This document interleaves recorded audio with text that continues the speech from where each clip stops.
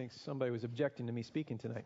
Man, did y'all hear what you were singing about tonight? Yeah. About the love of God and all? Before I get started giving you updates about what we're doing and what's going on and where we've been, who here knows all about our story already? Okay, 1, 2, 3, 4. Not all of you? Some of you don't, all right? Okay, so I'm going to get into all that, but first, I have this other thing that's been on my heart the past few days, and then y'all started singing about love, and I can't help it, so we're going to go into that. So in 1 Corinthians 13, 1 through 3, in the NLT, we're going to look at what that says up here on the screen here in a second. It says, if I could speak in all the languages of earth and of angels, but don't love others, I would only be a noisy gong or a clanging cymbal. If I had the gift of prophecy, and if I understood all of God's secret plans and possessed all knowledge, and if I had such faith that I could move mountains but didn't love others, I would be nothing. If I gave everything I have to the poor, and even sacrificed my body, I could boast about it. But if I didn't love others, I would have gained nothing. When we give, it's out of a response to God's love for us. And when you see a couple, and you know that they love each other, you know that they give to each other, that they look at each other and they think, what would be best for this other person?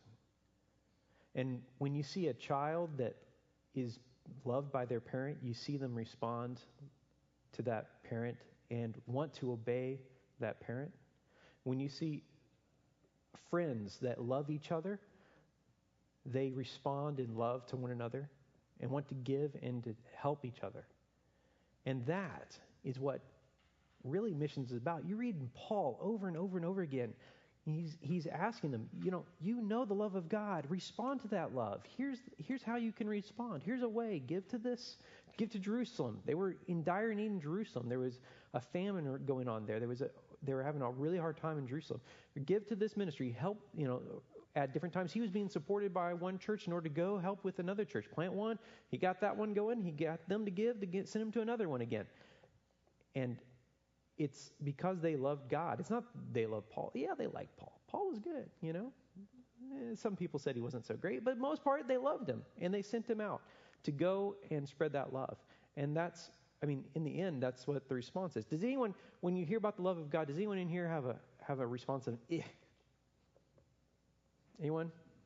So you don't have to raise your hand. You don't have to be honest about it. Because I did for a very, very long time. I knew God loved me. Yeah, I could spout off all the verses, I went to Bible college, I had that stuff frontward and backward, and I was in Sunday school every Sunday, sometimes twice, I think, and on Wednesday nights, and then, I came here Sunday morning, Sunday night, every church I can remember, I was in church 3 times a week, 4 or 5 times a week sometimes, and, it doesn't matter how much you know. And when it comes to God's love for us and our response to it, sometimes it takes more than just knowing it. It takes realizing how to respond appropriately. All right, now, first of all, love Brother Doyce. We're in South Asia, not East Asia. East Asia would be more like China or something. So anyway, that's no big deal. But we're serving South Asia, and you know our names. And this is a picture of our fort inside of the city that we live in. It is a mammoth thing. It's 300 feet high. It's really high above the city. The rest of the city is way down here. This thing's up here. It's gargantuan. It's a big tourist trap, but it's great. It's like the best fort in probably all of Asia, at least.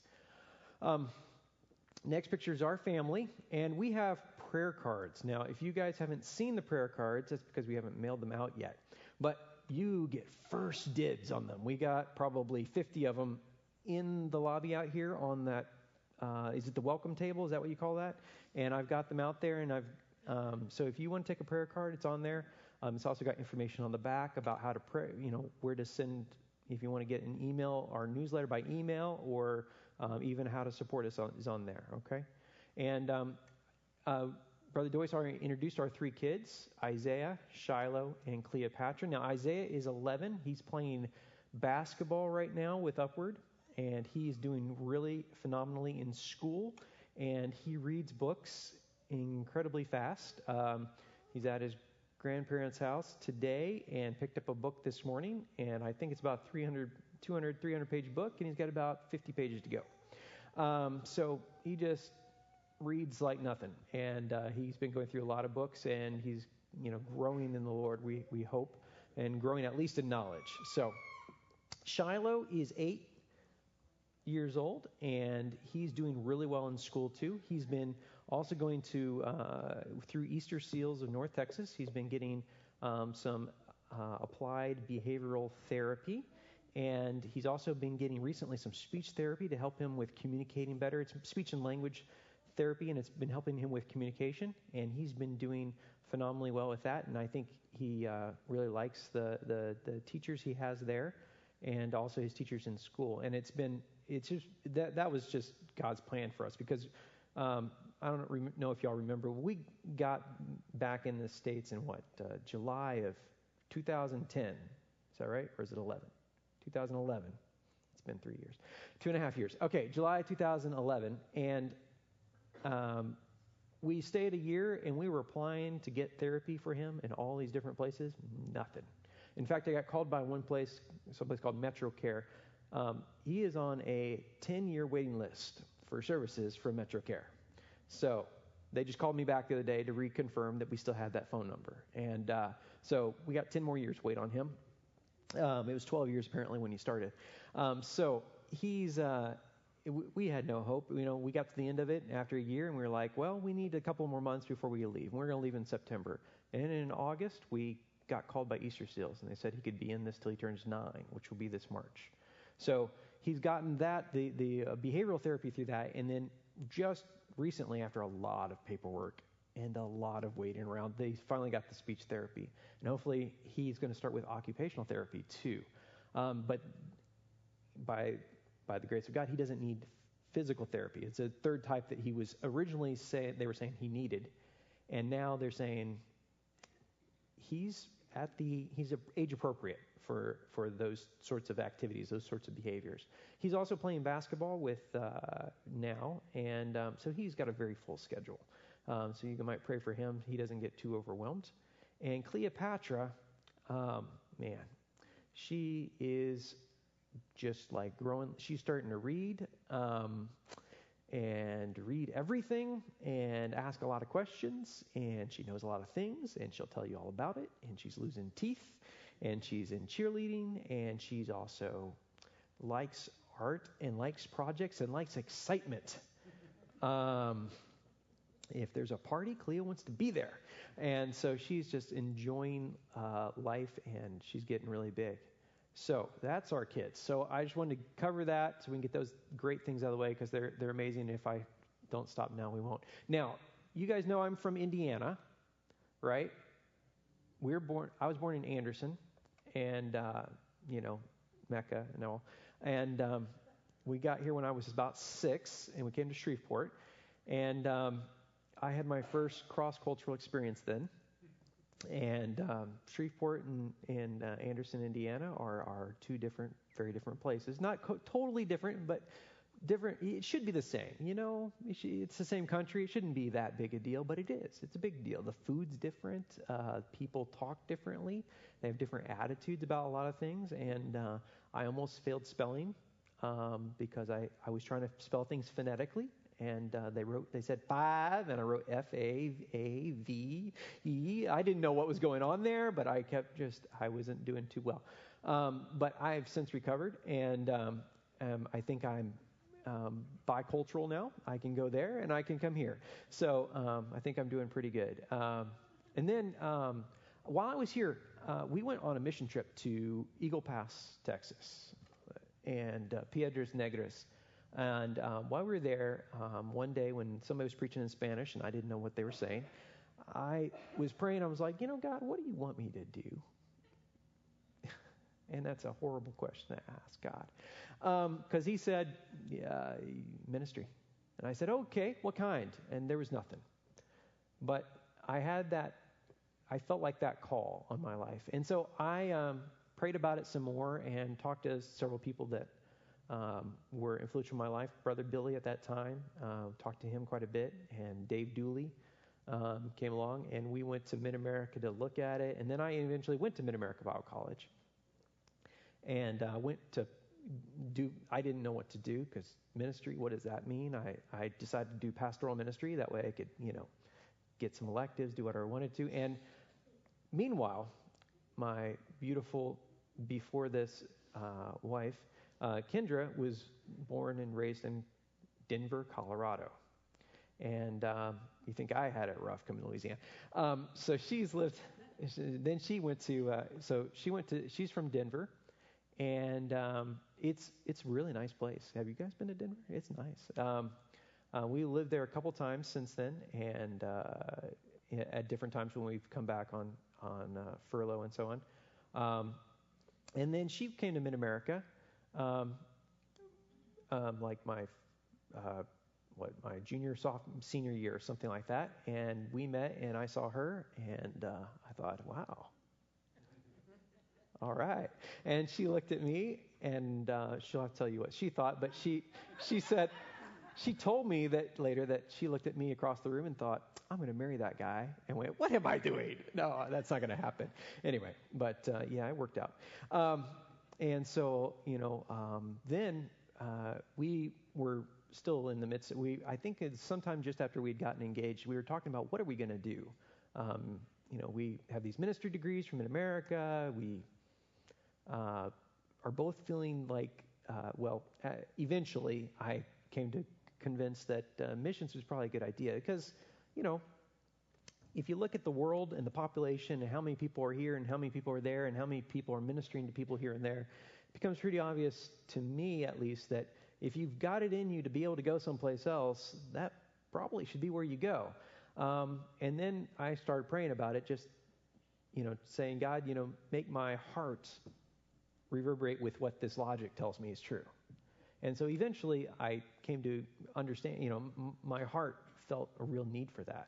And I realized that that's where God was really calling me to go. And Kendra had that call on her life since she had been in high school or before, I think. And so then we decided to join Wycliffe, and we went to Texas to the Graduate Institute of Applied Linguistics in Dallas. And that's to get a degree to do stuff in Bible translation. So basically in the world, there's all these languages that have complicated, systems where, people don't know the grammar, like outsiders don't know the grammar. We don't know how to do things with the phonology, how the language works. Sometimes it's not even a written language. And so we learn all these things about how to do a lot of different things in linguistics at this school, and also how to do translation, and specifically Bible translation. The school, it sounds kind of generic, but it really focuses on Bible translation. Got a bunch of Greek, Hebrew translation stuff and everything there. And then when we got done with that, in 2003, we left there, and we went to South Asia, which is India. That started us on a totally different set of things. We had to learn first a national language, which there you can get away with English sometimes, but Hindi is really much bigger, especially in northern India. And that's where we were kind of leaning towards after we got there, because the greatest need is up in northern India. And they said, oh, you've got a kid, because we had already had Isaiah by then. He was 1 year old. And he took his first steps in India, actually. And they said, oh, you need someplace stable. So we're going to send you to this village where it's not too, hectic and everything, and you can be kind of, stable in there. And we went to this village in a state called Rajasthan. And after about 3-4 weeks, we had gotten settled, and we were starting to do language learning, and we were trying to speak in Hindi with the local people. And Kendra was walking through the village, talking to these women, and this one woman, she was giving everything, and then the woman said, oh, that's all the Hindi I know. And Kendra said, that's all your Hindi? Yeah, that's all my Hindi. What language do you speak? Oh, well, my mother tongue is Mawari. what's this language? And so we went and we started looking it up. Now, Marwari was an interesting case. Marwari has 16 million speakers.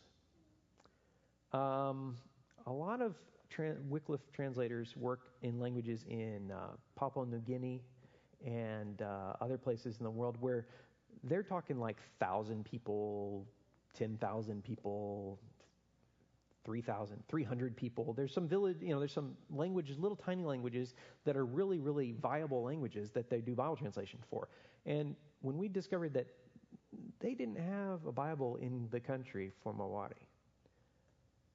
we became convinced that maybe God had put us there for the reason of discovering that and working on that language. Now, the next, what do we got next year? I don't know, what do I put next? Oh, well, this leads into what we our kind of our family verse here. And for Kendra and I, our ambition, as Paul's was, has always been to preach the good news where the name of Christ has never been heard, rather than where a church has already been started by someone else. And among the Marwari, this is pretty much true. In the state of Rajasthan, they've got 80 million people. Okay, that's a lot of people. That's like a little bit less than a quarter of the United States population in one state in India. They have 0.11% Christians. So in the state where Marwari is spoken primarily, there are probably 80,000 Christians, maybe 90,000 Christians. You might get 100,000 out of it. Of those, how many of them speak Marwari? Well, statistically, it should be a fairly large number, but it's not, because most of those Christians are from outside the state. They're from southern India, where there's a lot of Christians, or northeast India, where there's a lot of Christians. And so they're just not from there. Or they're second or third generation locals, but they've been kind of cloistered off. They've got themselves kept away from the other people. And so they know the local language kind of like, just as like a trade language, something they have to use in the market or something, but it's not what they speak in their heart. And so the Christians don't speak the language mostly. And so I went to church trying to find out, hey, are you interested in doing Bible translating? We don't need a Bible. If someone converts, we'll just teach them Hindi. Well, I'm not happy with that.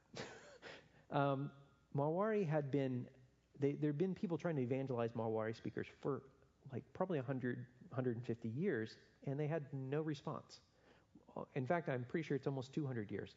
And the Marwari people it's actually quite a diverse language group. I say Marwari people, but Marwari-speaking people, there's two different groups that, just to give you an idea of. One group is called the name's going to go, the Jains. And Jains are amazing kind of super Hindus, if you will. Hinduism, Gandhi was a Hindu and so on like that. Well, Jains, they don't eat meat. Okay? They'd have a hard time in Louisiana.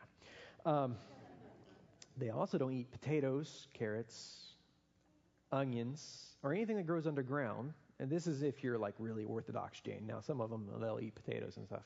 But they won't eat any of those things, because if you pull them up out of the ground, you might kill an insect.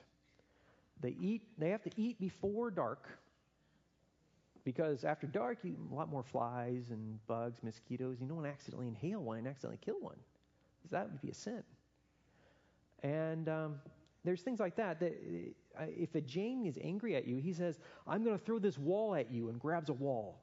And he can't throw a wall at you, but it keeps him from acting violently towards you. So they're extremely nonviolent, which is not bad. There's nothing wrong with being nonviolent.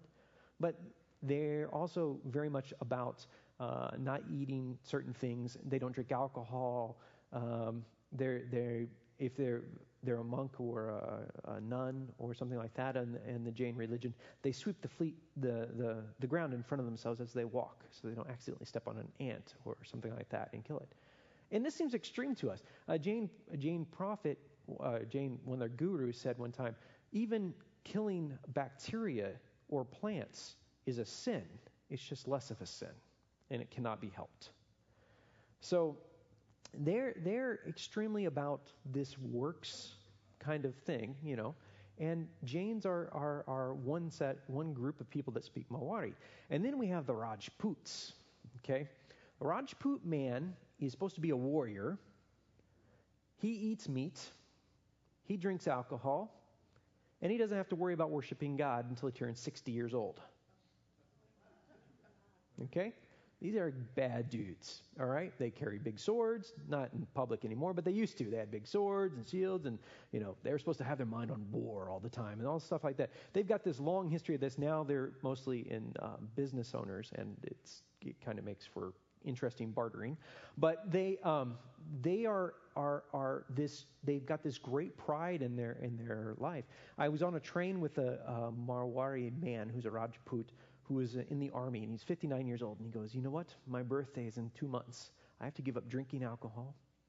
I have to give up eating meat, and I have to start worshiping God. Isn't that horrible? So you've got Rajputs and you've got Jains, and they both speak Marathi. So we've got quite the diversity going on. That's just within the language group. But we've also got rich and poor. Some of the wealthiest people, some people that are on the Forbes 500 list, their mother tongues are Marathi. A few of them. There's like 3 or 4 of them every time it comes out. And then there's a lot of people that earn probably about $500 or less a year. So great diversity. So where do I start? Do we reach the low caste people who are not supposed to touch anybody?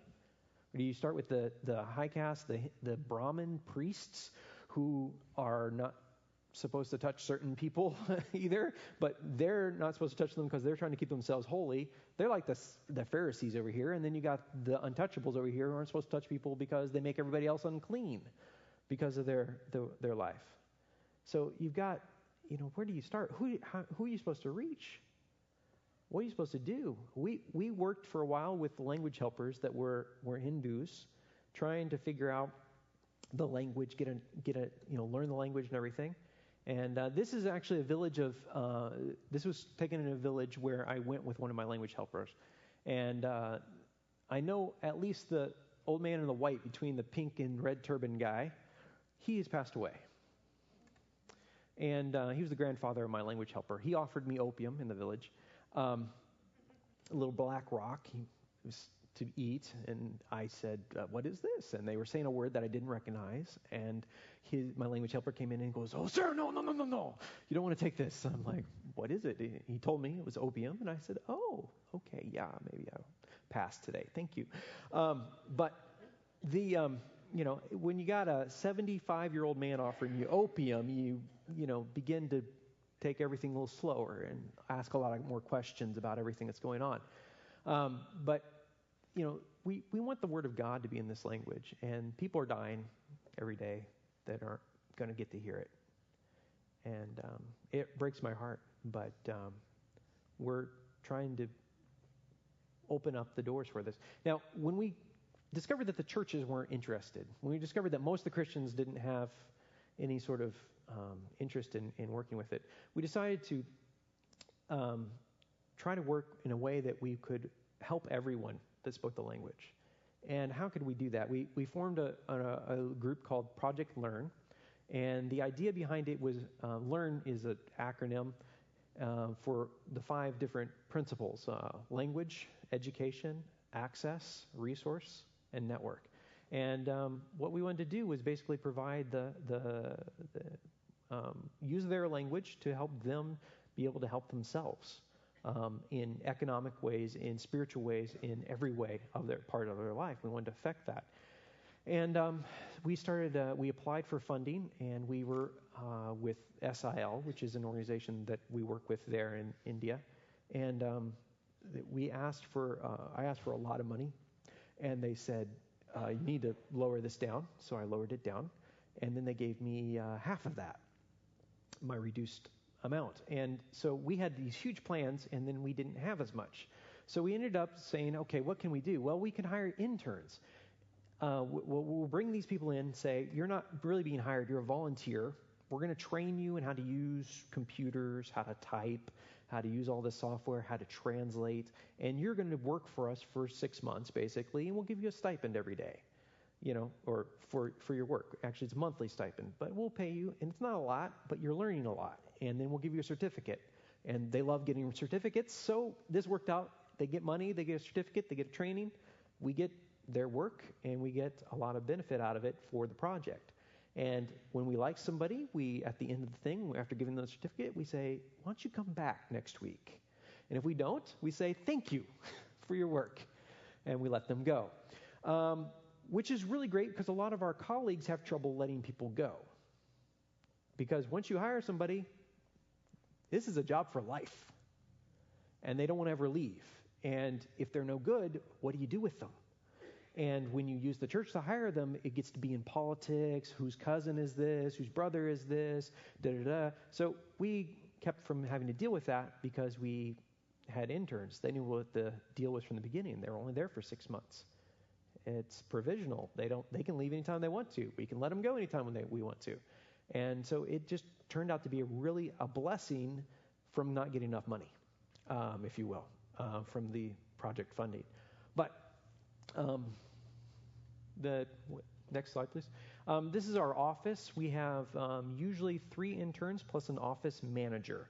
And what the office manager does is run the office when I'm not there, and also kind of deals with a lot of the day-to-day activities, things like we provide lunch each day for the interns, and he makes sure that the cook shows up and that she has the vegetables to cook. We have a vegetarian lunch because we have so many people that are vegetarians that work for us that it really doesn't make sense to cook meat, and it makes everything simpler if you just do vegetables. All right, but we've started translating Where There's No Doctor. It's this community health book. It's like 500 pages long. It's like a little bit longer than the New Testament, and it's been amazingly effective in helping these people have better health care. The interns are like, you know what? I took the book and I realized that this chapter that I've been translating would help my mother or my aunt or my grandfather or any number of different things. And so a lot of these people themselves have been helped.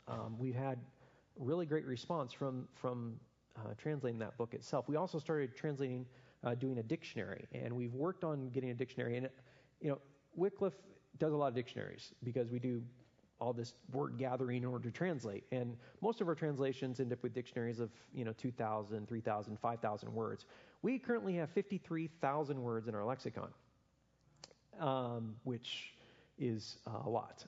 It's a lot of work to get it together. And because of this work that we've done, the next slide is a screenshot of, we've published this dictionary on the web. Not all those words.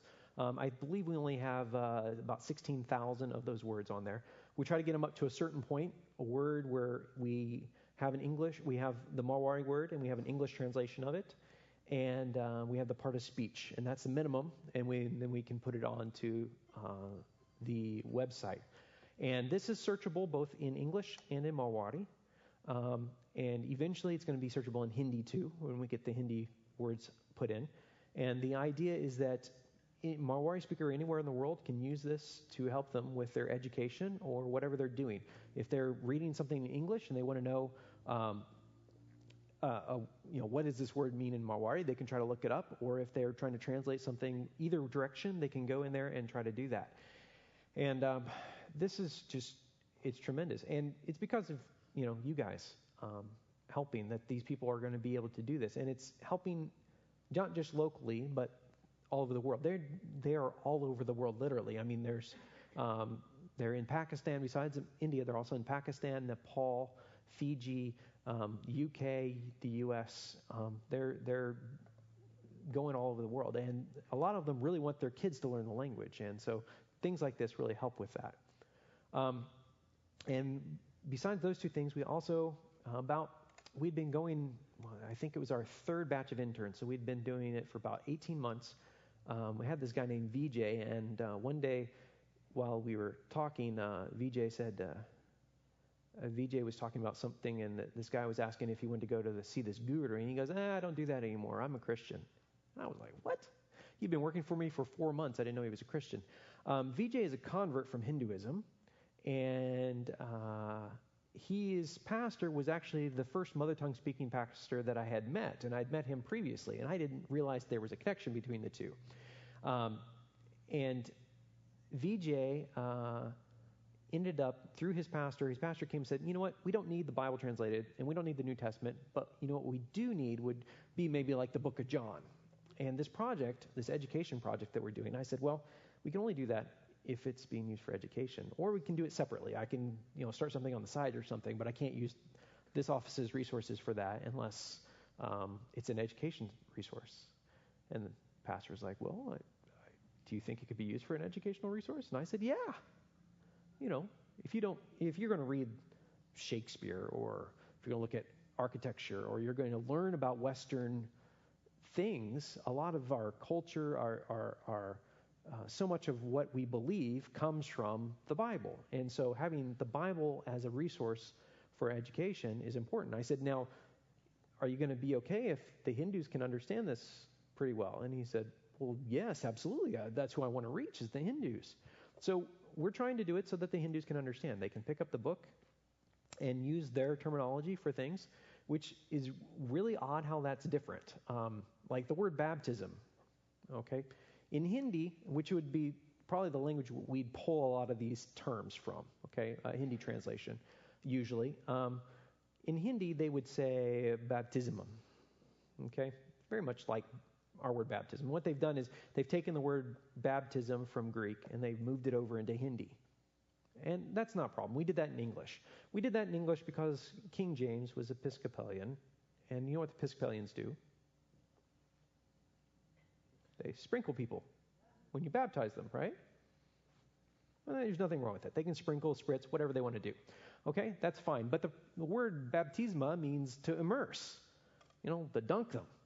Well, if we translate it as immerse, then we're baptizing everybody the wrong way. So we got to use a more generic word, and so they just created a new word and put it in the Bible. That's fine, whatever. That's in English. We've had that for a long time. We can deal with that. We can argue about it and everything. It's in English. But in Hindi, they brought it in too because, well, they also have Episcopalians and Lutherans and all these other people that sprinkle also. So they don't want to offend anybody, and so they did that. And I was working with Radhe, a Hindu Brahmin guy, and I said, I was checking some stuff, and I said, Radhe, do you know what this word is? And it was baptism. He said, no, I don't know that word. I don't know what that means at all. I'm like, okay, well, in English, it's the word baptism. And he goes, oh, I know that word. You do? Great. What does that mean? He said, well, that's where they grab you, they shove your head underwater, they put a piece of beef in your mouth, they say an incantation or something over you, and then they bring you up and say, now you're a Christian. I was like, wow. I was baptized, no beef.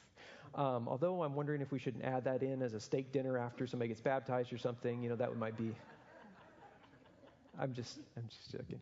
But he didn't have the idea of repentance. He didn't have the idea that, you're going to follow Jesus as your teacher, as your leader, as your guru, in their idea. The idea of guru comes from India.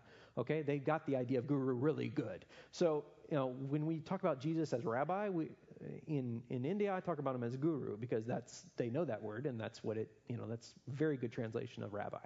So I'm like, in there, the person's like saying, I was going the wrong way, and now I'm going to turn and live the right way. I was sinning, and now I'm going to try not to sin. I'm going to try to follow the teachings of this new guru. Do you have anything like that? He goes, why do you use that word if that's what you want? And I said, well, I don't know. What other words would we use? He started giving me words. We ended up with 9 or 10 different words that we could use for baptism easily. And we ended up choosing one that basically means to be initiated into a new way with water. Right? Holy water, really, is what it's supposed to be. So it basically, you could say water initiation. So when you come up here to get baptized, you're being initiated into the church, because that's what part of what you're doing. You're being initiated into the group of believers. You're being brought in and we're all saying, yeah, we recognize you as a believer. We recognize you also by baptizing you into our group.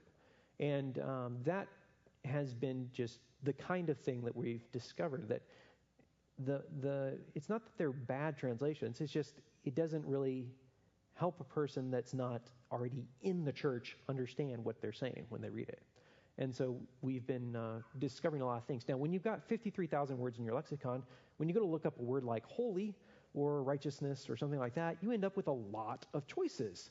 And that really helps with our translation. And I think it's going to make our translation much richer and much better. Now, this is a picture of VJ.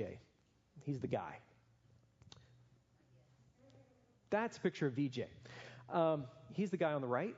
And VJ is our primary translator at this point. He's also the office manager. Everybody that was more senior than him either left, and one way or another. And so we ended up with VJ as the office manager, which I don't necessarily like, but it's what's necessary at the moment. We also have 2 interns at the moment, and VJ is doing a good job at managing them and at present. And he's married, but he was married when he was 9. And first, when I found out that he was married, I said, VJ, you're married when you're a child? Yes. Oh. He says, well, the Christians are telling me I should divorce her. I'm like, oh, why are they doing that? Well, they'll find me a good Christian wife. He says, I still haven't taken her to my home yet. She lives with her family. And I was like, oh. I said, well, that's a hard choice, man. Because, you want to respect your parents, and his parents are Hindus. His parents are not very happy with this concept of him divorcing this girl so he can go marry some Christian girl.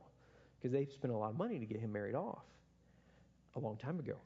And so they're not really happy with this idea. And some time passed, and I've discovered that he has taken her to his house, and they have a child. And so VJ is our translator, and his wife, I think eventually he's going to bring her to the city, and he's going to try to bring her to church and try to help her to understand his faith, and hopefully she'll also become a believer. She's also illiterate, so we need to figure out a way to help her learn to read and write, so that because this is the kind of thing that happens. If a woman doesn't know how to read and write in India, the chances that her children will learn to read and write drop by like 2/3. Like there's only about a 20-30% chance that their kids are going to learn to read and write if their mother doesn't. So it's really this cycle of illiteracy and dependence on being just basically left in the lowest of lowest economic opportunities and educational opportunities. So I ask that you pray for VJ and his family as we translate. We started the book of John, and we started the book of Genesis, and we're trying to get things done. Now, what have we been doing? Now, we've been here in the U.S., and they're there in India. And I've gone back and forth several times, but I'm also working remotely on the project. From here, I'm able to do that through internet connectivity and things like that. So they do work there. They send it to a server. I get up. I receive it from the server. I do some work. Send it back. And we communicate with various different programs. It's interesting, but I've also been able to, because I've learned so much through these programs, been able to train other people on how to use them and other translators. So it's been amazing. Also, Kendra and I were blessed to be able, last year at this time, we were thinking about our year, and we didn't know what was going to happen. And then in March, Kendra broke her foot, and that left us with a lot of questions about what was going on, because it was really hard when she broke her foot. It just changed everything about getting around and a lot of other things, and she had to go through some physical therapy and so on to get herself walking again. And we were really glad and blessed that all that happened, that we were able to get it taken care of. We also were in the car driving, and Cleopatra asked us, do you know where Hawaii is? Or she said, is Hawaii next to Texas? Okay. And I said, no, it's not next to Texas. And she said, oh, but then I started thinking, I'm like, you know what? On maps, they cut Hawaii out over here and stick it down under Texas. And so she probably looks at that map and goes, oh, it's right there. It makes sense. But we explained that to her, and she's like, oh, well, can we go there sometime? And I said, that'd be nice. But, that's not going to happen, It'd be nice. I said, oh, it's our 15th wedding anniversary this year. We could go to Texas for our anniversary. And Kendra said, that's never going to happen. Well, a few weeks later, I got an email, and they said, we really need somebody to go to do the software training for YWAM. I'm like, YWAM? Why are we training YWAM people? That's a long story. But they're trying to do Bible translation too now. And they need help learning how to do this stuff at the University of the Nations. The University of the Nations is in Kona, Hawaii. Kona, yeah. And then I said, well, I looked at the dates that they wanted me to go, and I said, you know what? That's over my anniversary. I didn't say that to them. I said, I can't go, probably. And the reason I couldn't go is I'm like, you know what? You can be in Hawaii, and you can be away from your wife on your anniversary if you have to. But you cannot be in Hawaii on your anniversary away from your wife. This makes sense to me, And so I was like, no, I don't think I'm going to be able to go, and as much as I'd want to. And then Kendra she never goes up to the center. There's a linguistic center in Dallas that where all the Bible translators and other people work, and there's a lot of other things going on there. The training center that I was talking about, GIL, is there.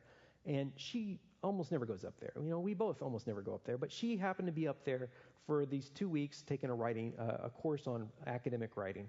And there's this lady named Beth who's the one that emailed me, asked me if I would go. And Beth is never on the center. She's almost never in the country, but she's almost never on the center even when she's here. And they both happened to be in the dining hall on the same day at the same time and ran into each other. And Kendra goes, I hear you're trying to recruit my husband to go to Hawaii. And Beth goes, yeah, but he said no. Kendra goes, why did he say no? She didn't know I had said that yet. And then she goes, well, Hawaii would be nice. And then Beth said, well, I wonder if we could get money to pay for both of you to go to Hawaii. And they did. And so sometimes God gives you an anniversary present, I guess, because I didn't have the money for that. And so we got, both of us flew there, and we just left the kids.